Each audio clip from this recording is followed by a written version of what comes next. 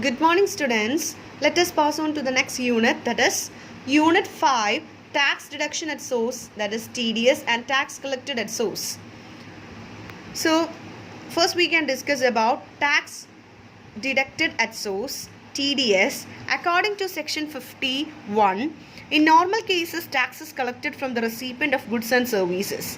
Tax collected along with the price and remitted to the government by the supplier of goods and services.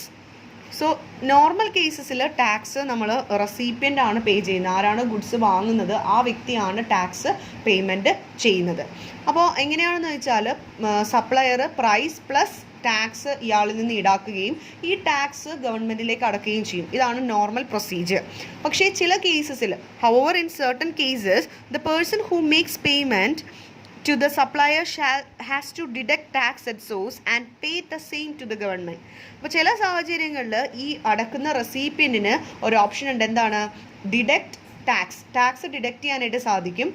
For example 2% ആയിരിക്കാം, 1% XGST and 1% CGST, ഈ രീതിയിലായിരിക്കാം. അങ്ങനെയാണെങ്കിൽ അവർക്ക് ആ deduct ചെയ്ത tax നേരിട്ട് ഗവൺമെൻറ്റിലേക്ക് അടക്കാനുള്ള പ്രൊവിഷനുണ്ട്. അപ്പോൾ TDS provision is applicable only when the total value of supply under the contract exceeds ₹250,000.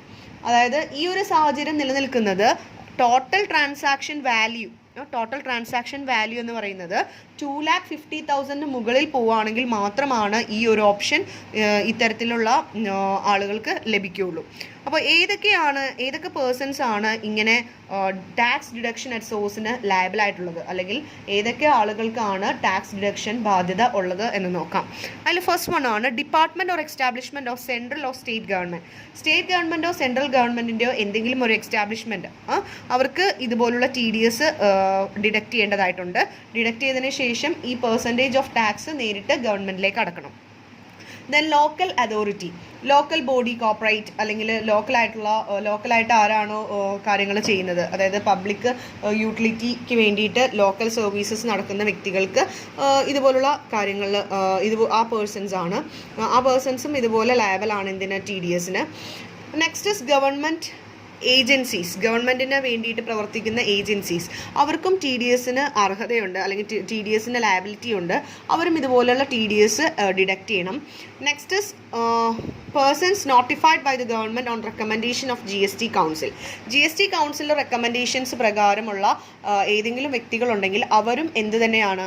അവർക്കും ഈ TDSന് അർഹതയുള്ളതാണ്. അവരും എന്ത് ചെയ്യണം?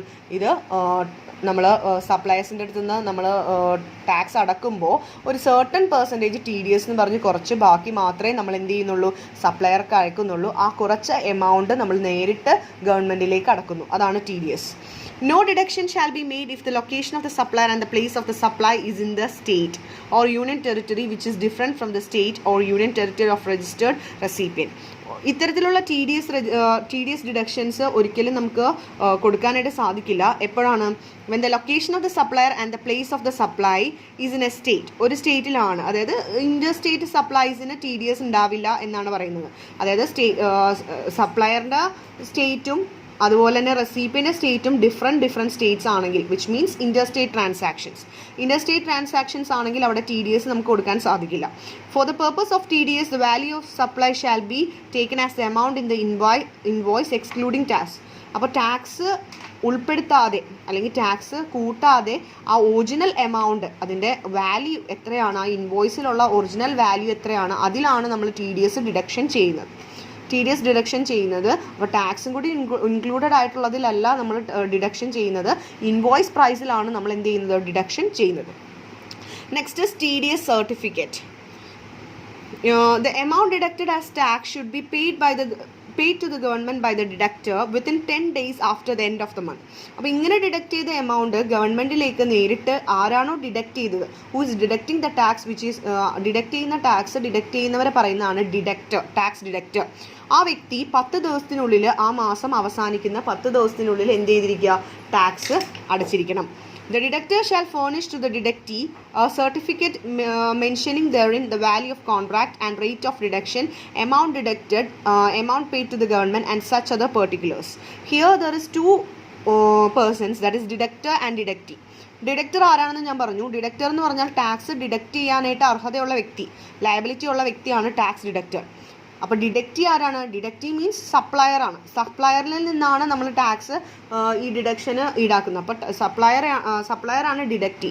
അപ്പോൾ ഈ ഡിഡക്റ്റർ എന്ത് ചെയ്തിരിക്കണം? ഈ ഡിഡക്റ്റിക്ക് ഈ സർട്ടിഫിക്കറ്റിൽ എല്ലാ കാര്യങ്ങളും വ്യക്തമായിട്ട് പറഞ്ഞിരിക്കണം.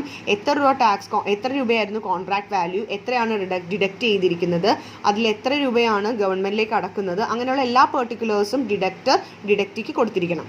Then after making TDS, if the deductor fails to furnish the certificate within 5 days of crediting the amount so deducted to the government, the deductor shall pay a late fee of 100 per day for the period of delay, subject to the maximum of 5,000. അപ്പോൾ ഇങ്ങനെ ഒരു certificate 5 ഡേയ്സിനുള്ളിൽ കൊടുത്തില്ല എങ്കിൽ അയാൾക്ക് ഗവൺമെൻറ്റിലേക്ക് credit ചെയ്ത എമൗണ്ടും മറ്റു കാര്യങ്ങളൊന്നും ആ സർട്ടിഫിക്കറ്റ് അയാൾക്ക് ഡിഡക്റ്റിക്ക് കൊടുത്തില്ല എങ്കിൽ അവിടെ ഒരു ലേറ്റ് ഫീ ഓരോ ദിവസത്തിനും 100 രൂപ വെച്ച് എത്ര ദിവസം ലേറ്റ് ആവുന്നോ ആ ഓരോ ദിവസത്തിനും 100 രൂപ വെച്ചാണ് പെനാൽറ്റി അടക്കേണ്ടതായിട്ട് വരുന്നത്, ഡിലേ അല്ലെങ്കിൽ ലേറ്റ് ഫീസ് ആയിട്ട് അടക്കേണ്ടി വരുന്നത്. അതിന് ഒരു മാക്സിമം എന്ന് പറയുന്നത് 5,000 rupees. Then the amount deducted will be credited to electronic cash ledger of the deductee, and the same is reported in the return of deductor. അപ്പോൾ ഇവിടെ നമ്മൾ ഈ ഡിഡക്റ്റ് ചെയ്യുന്ന എമൗണ്ട് ക്യാഷ് ലെഡ്ജറിലേക്കാണ് പോകുന്നത്. ഡിഡക്റ്റിയുടെ ക്യാഷ് ലെഡ്ജറിലേക്ക് പോവുകയും അതുപോലെ ഡിഡക്റ്ററിൻ്റെ റിപ്പോർട്ടിൽ റിട്ടേൺസ് അല്ലെങ്കിൽ ഡോക്യുമെൻറ്റ്സിൽ അത് സൂക്ഷിക്കുകയും ചെയ്യുന്നു. The deductor will be liable to pay interest if he fails to pay TDS to the government as prescribed. അപ്പോൾ ഈ പറയുന്ന ഡിഡക്റ്റ് ചെയ്ത എമൗണ്ട് TDS നമ്മൾ ഗവൺമെൻറ്റിലേക്ക് ഈ ഡിഡക്റ്റർ പേ ചെയ്തില്ല എങ്കിൽ അയാൾക്ക് എന്ത് ചെയ്യാനുള്ള ഇതുണ്ട്, അയാൾ ഇൻട്രസ്റ്റ് അടക്കേണ്ടതായിട്ട് വരും. The excess or erroneous of TDS paid to the government shall be refunded.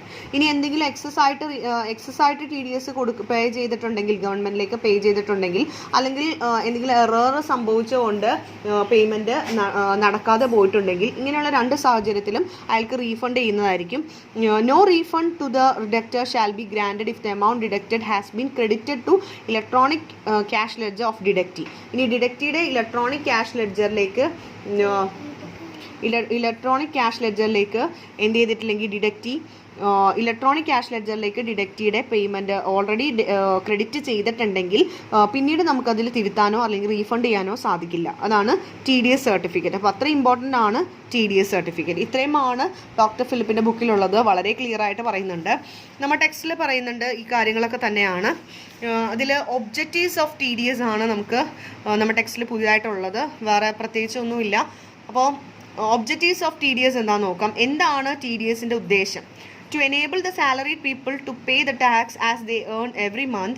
This helps the salaried person in paying the tax easy installment and avoid the burden of lump sum payment. അപ്പോൾ salaried പേഴ്സൺസിന് വേണ്ടിയിട്ടാണ് ഓരോ മാസവും എന്ത് ചെയ്യാനായിട്ട് tax കൃത്യമായിട്ട് അടക്കാനായിട്ടും, അതുപോലെ salaried പേഴ്സൺസിന് instalment ആയിട്ട്, അത് TDS നമുക്ക് എന്താണ് ഇൻസ്റ്റാൾമെൻറ്റ്സ് ആയിട്ട് അടക്കാം. അതുപോലെ തന്നെ നമ്മൾ ഒരു പർച്ചേസ് നടത്തുമ്പോൾ സപ്ലയറിലേക്കും ഫുൾ എമൗണ്ട് നമ്മൾ ലംസമായിട്ട് കൊടുക്കേണ്ട, ഫുൾ ടാക്സ് ലംസമായിട്ട് കൊടുക്കേണ്ട ആവശ്യമില്ല. അതുകൊണ്ടാണ് ഇതുപോലുള്ള സാലറീഡ് പേഴ്സൺസിനാണ് കൂടുതലായിട്ട് ഗുണം ഉള്ളത്. Then to collect the tax at the time of payment of income to various assessees such as to contractors, professionals, etc.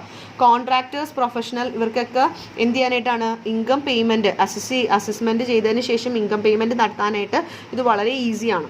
Then government requests fund throughout the year. Hence the advance tax and tax deducted at source help the government to get funds throughout the year and run the government smoothly. So ഗവൺമെൻറ്റിനെ സംബന്ധിച്ചിടത്തോളം funds ഒരു ഇയറിൽ അല്ലെങ്കിൽ year മുന്നോട്ട് കൊണ്ടുപോകാനായിട്ട്, ഒരു വർഷം നല്ല രീതിയിൽ മുന്നോട്ട് കൊണ്ടുപോകാനായിട്ട് അതിനാവശ്യമായിട്ടുള്ള ഫണ്ട്സ് ആവശ്യമാണ്. അപ്പോൾ അതുകൊണ്ട് തന്നെ ഫണ്ട്സിന് വേണ്ടിയിട്ട് എന്ത് ചെയ്യാം, ഇതുപോലെ ഫണ്ട്സിന് വേണ്ടിയിട്ട് നമുക്ക് ടാക്സ് ഡിഡക്ഷൻ ഉണ്ടെങ്കിൽ ഫണ്ട്സ് ത്രൂ ഔട്ട് നമുക്ക് കിട്ടുകയും അതുപോലെ നല്ല രീതിയിൽ മുന്നോട്ട് കൊണ്ടുപോകാനായിട്ട് സാധിക്കുകയും ചെയ്യുന്നു. അപ്പോൾ അത് ഇമ്പോർട്ടൻ്റ് ആണ്. Then procedure for getting registered as deductor. അതിന് മുമ്പ് ഒരു കാര്യം കൂടിയുണ്ട്. TAN stands for tax deduction account number. TAN എന്ന് പറയുന്നത് ഒരു അക്കൗണ്ട് ഡിഡക്ഷൻ നമ്പറാണ്. TAN stands for account deduction tax deduction account number. അപ്പോൾ ടാക്സ് ഡിഡക്ഷൻ്റെ അക്കൗണ്ട് നമ്പറിനെയാണ് നമ്മൾ ടാൻ എന്ന് പറയുന്നത്. അതിൽ 10 ഡിജിറ്റ് ആൽഫ ന്യൂമറിക് നമ്പറാണുള്ളത്, സച്ച് ആസ് ആധാർ കാർഡൊക്കെ പോലെ യുണീക്ക് നമ്പറാണ്. അത് എല്ലാ പേഴ്സൺ നമുക്ക് ടാക്സ് ഡിഡക്ഷൻ അല്ലെങ്കിൽ ടാക്സ് കളക്ഷന് അർഹതയുള്ള എല്ലാവർക്കും കിട്ടുന്ന ഒരു നമ്പറാണ് tan number. Then under section 203A of Income Tax Act 1961, it is mandatory to note tax deduction number allotted by Income Tax Department on all TDS returns. അപ്പോൾ TDS returns നമ്മൾ കൊടുക്കുന്ന സമയത്ത് അല്ലെങ്കിൽ TDSൻ്റെ ഡോക്യുമെൻറ്റ്സ് നമ്മൾ സബ്മിറ്റ് ചെയ്യുന്ന സമയത്ത് അതിൻ്റെ tan number കൂടി കൊടുക്കുക എന്നുള്ളത് വളരെ ഇമ്പോർട്ടൻ്റ് ആണ്. ടാൻ നമ്പർ വെച്ചിട്ടാണ് അവരെന്ത് ചെയ്യുന്നത്, ഇലക്ട്രോണിക്കലി ഈ എല്ലാ കാര്യങ്ങളും കമ്പ്യൂട്ടറിലേക്ക് അല്ലെങ്കിൽ സിസ്റ്റത്തിലേക്ക് കൊടുക്കുന്നത്. The procedure for the application of TAN is very simple and can be done online by filling up for form 49B. അപ്പോൾ ടാൻ എടുക്കുക എന്ന് പറയുന്നത് വളരെ ഈസിയാണ്, കാരണം അത് നമുക്ക് ഓൺലൈനായിട്ട് ഫില്ലപ്പ് ചെയ്ത് ഫോം 49B അനുസരിച്ച് നമുക്ക് പെട്ടെന്ന് തന്നെ ടാൻ നമ്പർ കിട്ടുന്നതാണ്. Next is procedure for getting registered as ഡിഡക്ടറായിട്ട് രജിസ്റ്റർ ചെയ്യാനുള്ള പ്രൊസീജിയേഴ്സ് എന്താണെന്ന് നോക്കാം. First one is the registration application of deductor can be filed electronically by submitting a duly signed application form, that is GST Register 7. GST Register 7 എന്ന് പറയുന്ന ആ form നമ്മൾ application form fill up ചെയ്താൽ electronically fill up ചെയ്താലാണ് നമുക്ക് registered ആവുന്നത്. അതിനുശേഷം ആ പാൻ നമ്പേഴ്സ് അതെല്ലാം ആ പാനിന് പകരം നമുക്ക് എന്ത് ചെയ്യും, ടാൻ നമ്പർ ആയിരിക്കും രജിസ്ട്രേഷൻ ആപ്ലിക്കേഷനിൽ തരുന്നത്. ടാൻ എന്ന് പറഞ്ഞാൽ ടാക്സ് ഡിഡക്ഷൻ അക്കൗണ്ട് നമ്പറാണ്.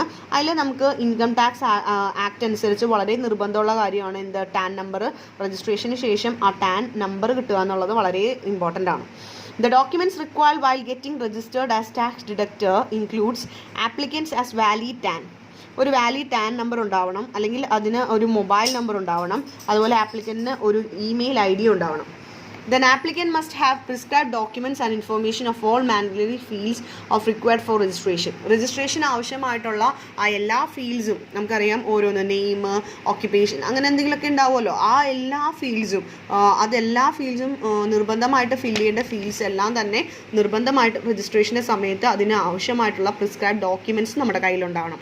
എന്നാൽ മാത്രമേ നമുക്ക് ഡിഡക്ടറായിട്ട് രജിസ്റ്റർ ചെയ്യാനായിട്ട് സാധിക്കുകയുള്ളൂ.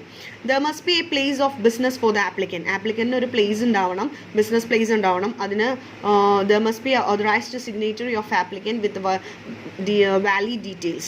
അപ്പോൾ അവിടെ ഒരു അതറൈസ്ഡ് സിഗ്നേച്ചറി ഉണ്ടാവണം, അല്ലെങ്കിൽ അവിടെ അതിന് നമുക്കറിയാം സിഗ്നേച്ചർ വളരെയധികം ഇമ്പോർട്ടൻ്റ് ആണ്. അപ്പോൾ അതിൻ്റെ സിഗ്നേച്ചർ ഉണ്ടാവണം, അതിൻ്റെ വാലിഡ് ഡീറ്റെയിൽസ് ഉണ്ടാവണം. അങ്ങനെ രജിസ്റ്റർ ചെയ്ത് എല്ലാം കഴിഞ്ഞാൽ റിലവൻറ്റ് ടാക്സ് ഓഫീസർ എന്ത് ചെയ്യും, രജിസ്ട്രേഷൻ സർട്ടിഫിക്കറ്റ് നമുക്ക് കിട്ടും. ആ രജിസ്ട്രേഷൻ സർട്ടിഫിക്കറ്റ് കിട്ടിയതിന് ശേഷം നമുക്ക് ടാൻ നമ്പർ തരും. Then deposit of TDS with government. The amount of tax deducted at source would be deposited to government. നേരത്തെ പഠിപ്പിച്ചതാണ് എപ്പോഴാണ് ഡിപ്പോസിറ്റ് ചെയ്യേണ്ടത്, 10th of succeeding month.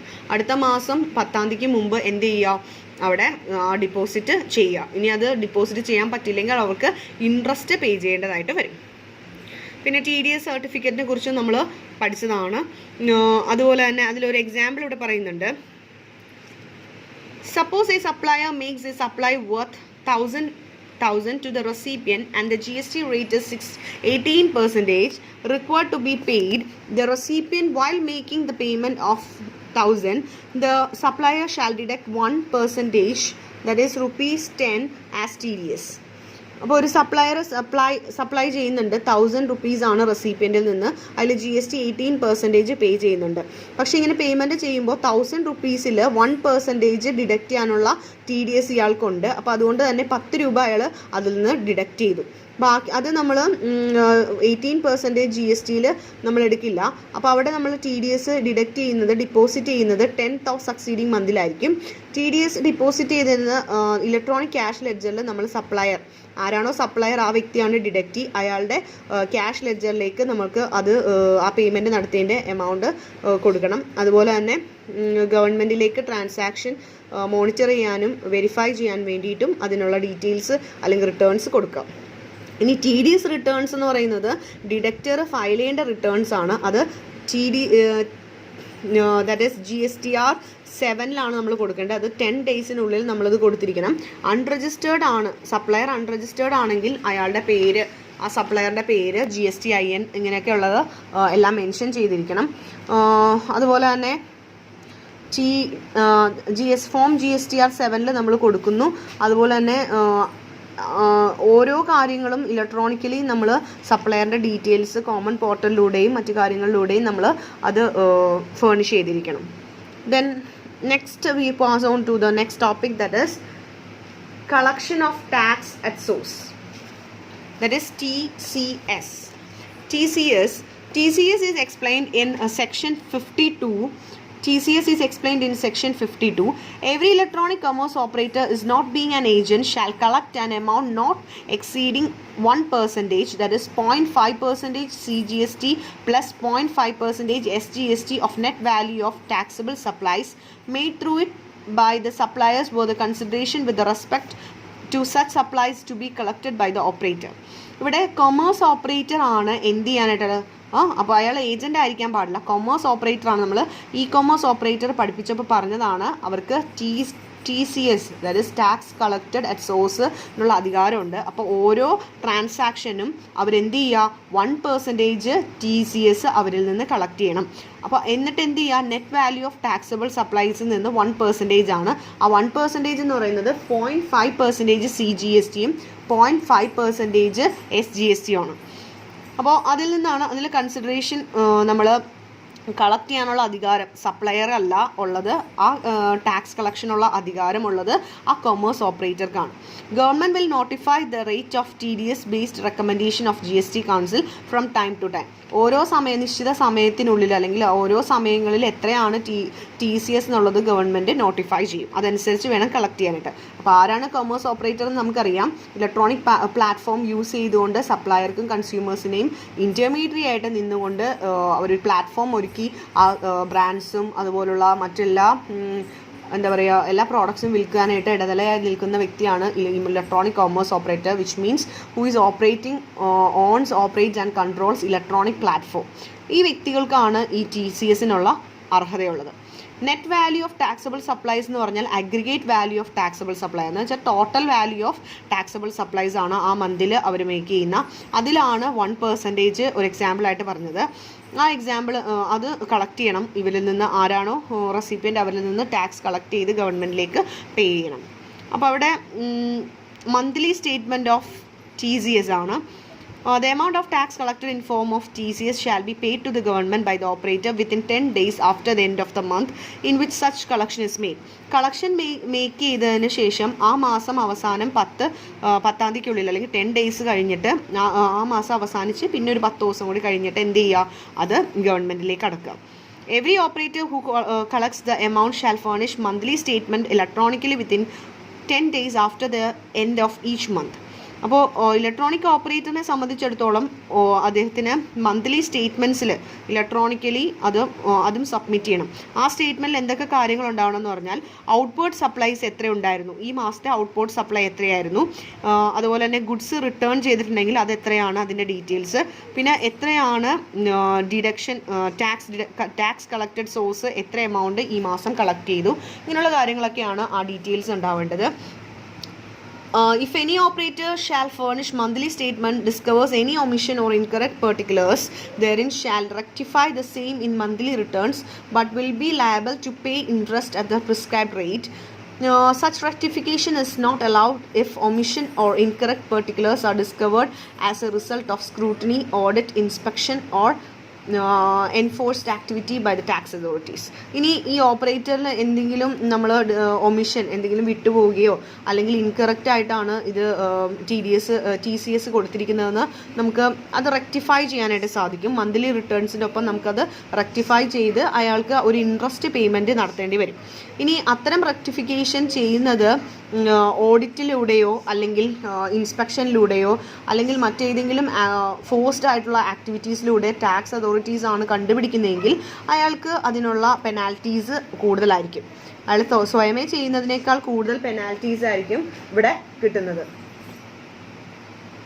Similarly, rectification is not allowed after the due date of return the month of September. നമ്മൾ സെപ്റ്റംബറിലാണ് സാധാരണയായിട്ട് returns കൊടുക്കുന്നത്. അപ്പോൾ അതുകൊണ്ട് ആ റിട്ടേൺസ് കൊടുക്കുന്നതിന് മുമ്പായിട്ട് വേണം നമ്മൾ റെക്ടിഫിക്കേഷൻ നടത്താൻ. അതിനുശേഷം ഒരു റെക്ടിഫിക്കേഷൻ അവർ അനുവദിക്കുന്നതല്ല.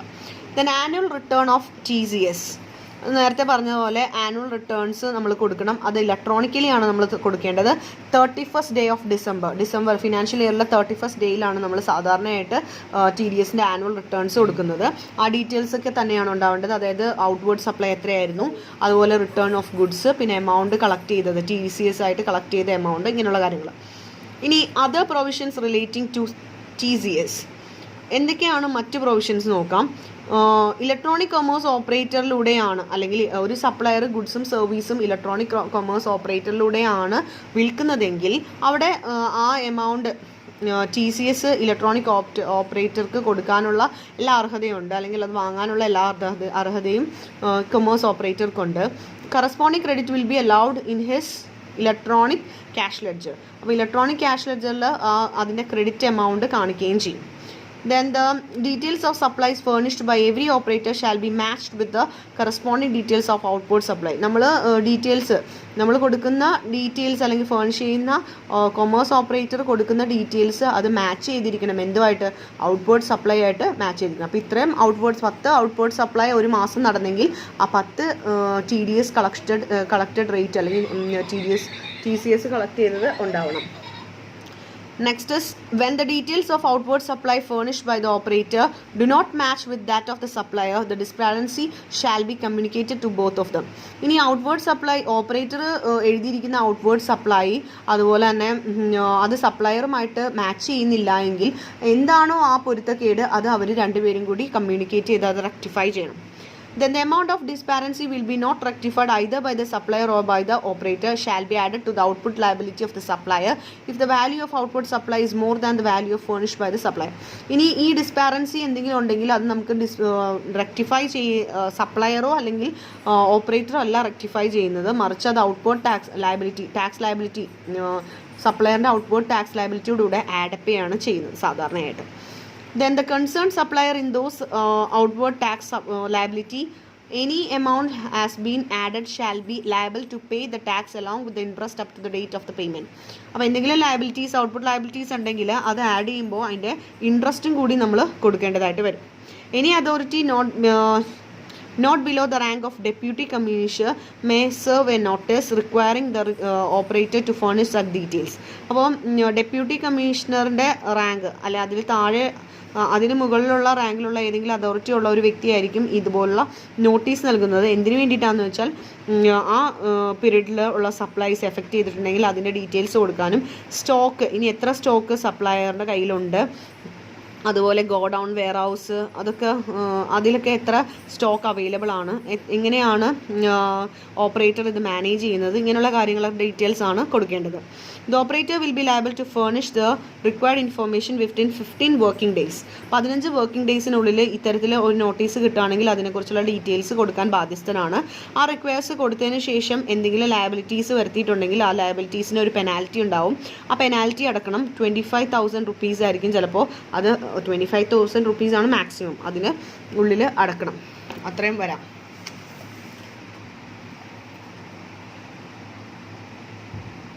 അപ്പോൾ അത്തരത്തിലുള്ള സെയിം തന്നെയാണ് നമ്മുടെ ടെക്സ്റ്റിലും ഉള്ളത്, പ്രത്യേകിച്ച് വ്യത്യാസമൊന്നുമില്ല. പക്ഷേ ഇതിൽ കുറച്ചുകൂടി ഡീറ്റെയിൽ ആയിട്ടും സിമ്പിളായിട്ടും ഉണ്ട്. അപ്പോൾ ആവശ്യമുള്ളവർ എഴുതിയെടുക്കുക. Okay, that's all for today. Thank you students. Have a nice day.